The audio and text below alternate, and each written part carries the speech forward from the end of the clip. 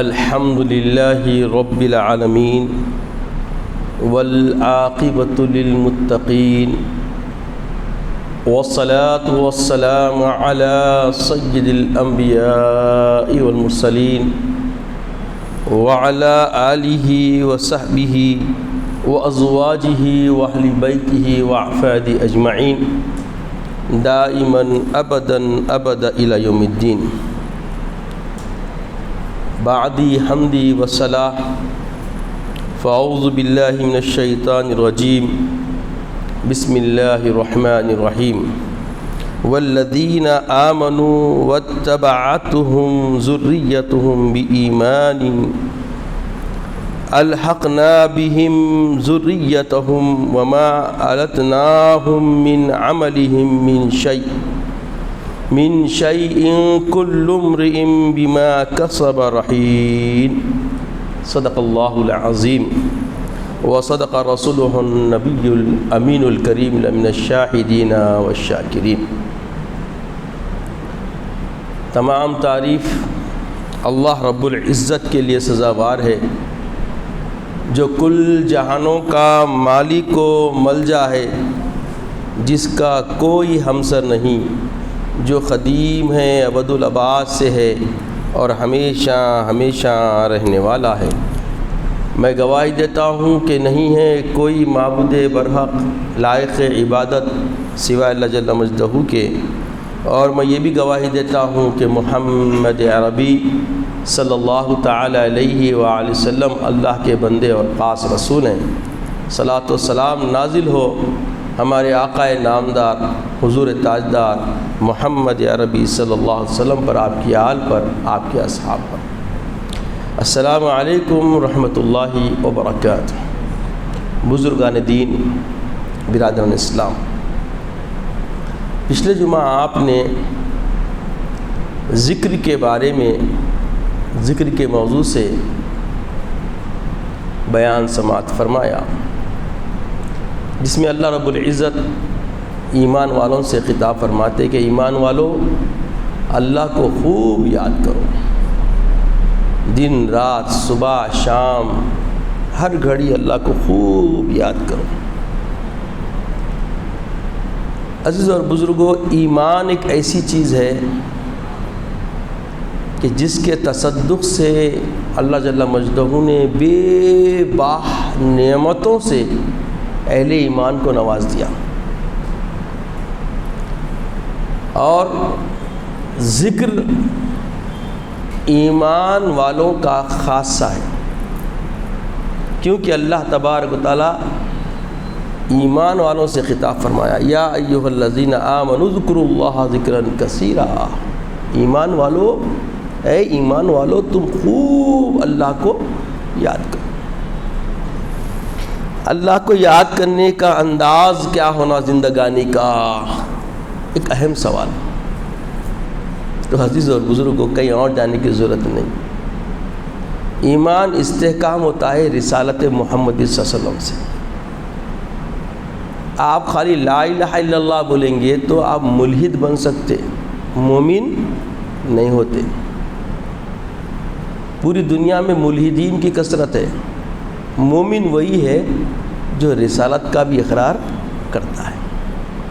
جب رسالت کا اقرار کر لیے تو اللہ تبارک و تعالیٰ اپنی رسالت کے وساطت سے آپ کے متبع بننے والوں کو خوشخبری دے رہے ہیں کہ جو ایمان والا ہو کے اطاعت رسول میں آتا ہے یحببکم اللہ، اللہ اس سے محبت کرتا ہے. دیکھیے کہاں تھے، کہاں آ گئے، کس منزل پہ تھے، کوسی منزل پہ پہنچا دیے گئے، صرف رسالت کو ماننے اور رسالت کی اطاعت کرنے سے. اتنا محمد رسول اللہ کو رسول اللہ مانے، عبدہ رسول جیسا آپ بھی زبان سے ادا کیے اور محمد رسول اللہ کی اداؤں کو سرانے والے بن گئے، تو اللہ تبارک و تعالیٰ ایک لخت اٹھا دیا، یحببکم اللہ، اللہ تم سے محبت کرنے لگا. تمہیں اللہ کو اللہ کا حکم ہے کہ ہر گھڑی خوب یاد کرو. کیسا یاد کرنا؟ خوب یاد کرنا. کیسا یاد کرنا؟ تو بولے اطاعت رسول میں آ کے یاد کرنا. اطاعت رسول کیا ہے بتایا گیا. صحابہ کرام رضوان اللہ علیہم اجمعین نے دیکھا کہ اللہ کے حبیب صلی اللہ علیہ وسلم کچھ لمحے کے لیے تمام صحابہ سے دوری اختیار کرتے رفع حاجت کے لیے، اور جب ظاہر ہوتے تو فرماتے غفرانک ربی. تو صحابہ نے عرض کیا یا رسول اللہ آپ تو معصوم ہیں، اللہ نے آپ کو معصوم بنایا، پھر آپ کس بات کی اللہ سے مغفرت طلب کرتے ہیں؟ غور فرمائیے. کس سے پوچھ رہی؟ حبیب اللہ علیہ السلام سے، معلم انسانیت، شعار اسلام، خاتم النبیین، رحمت للعالمین سے سوال کیا جا رہا ہے. آپ کے محبین مقربین کیونکہ ہر گھڑی تکتے رہتے تھے. کوئی گھڑی آپ کو نہیں تکتے ایسا نہیں، صحابہ کی زندگی ہمیشہ آپ کو تکتے رہتی. تو دیکھے پوچھے کہ یا رسول اللہ ہم دیکھے کہ آپ غفرانک ربی فرماتے ہیں، اے میرے رب مجھ کو بخش دے.